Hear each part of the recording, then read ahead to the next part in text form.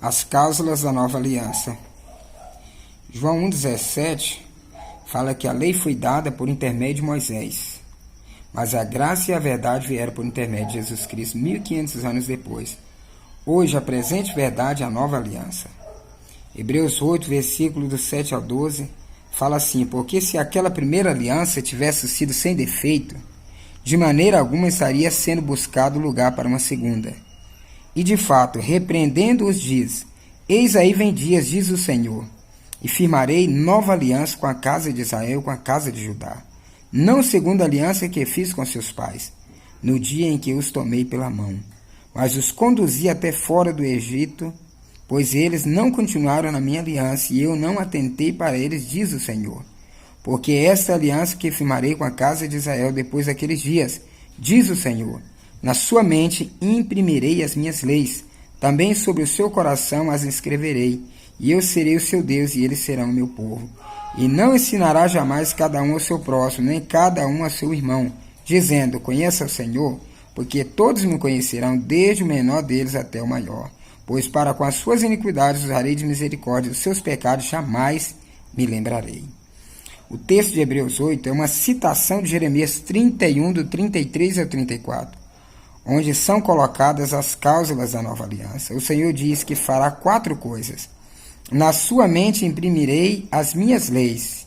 Eu serei o seu Deus, e eles serão o meu povo. Não ensinará jamais cada um a seu próximo, dizendo: conheça o Senhor. Dos seus pecados jamais me lembrarei.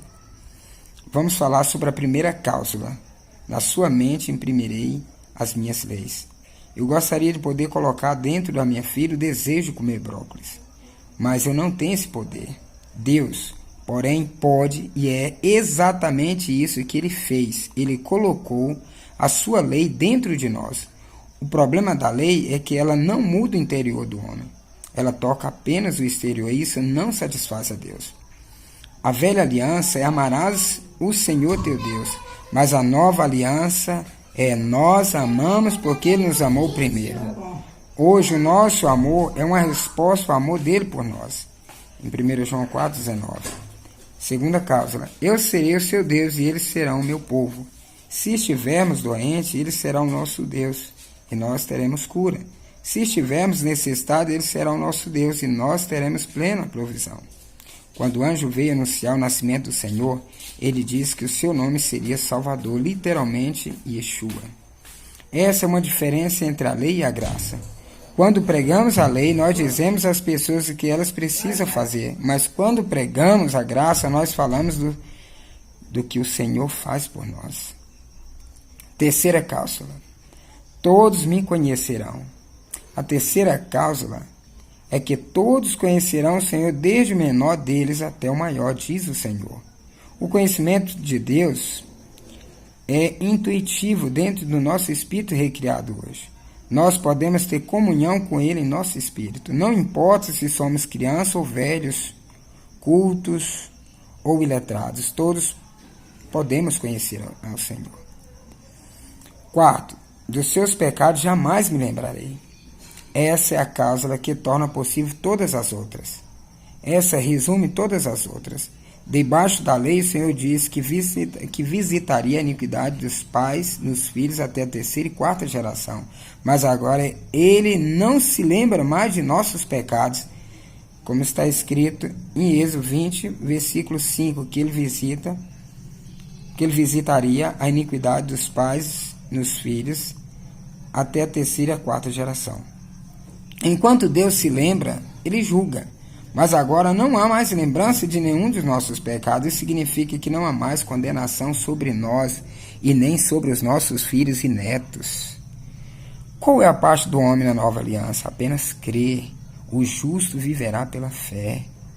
Muitos ainda se achegam a Deus na posição de pecadores, mas você hoje foi declarado justo.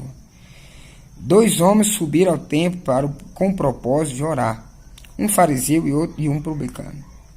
O fariseu, posto em pé, orava de si para si mesmo, dessa forma: ó Deus, graças te dou, porque não sou como os demais homens, roubadores, injustos, adúlteros, nem ainda como este publicano, jejuo 2 vezes por dia, por semana, e dou dízimo de tudo quanto tem.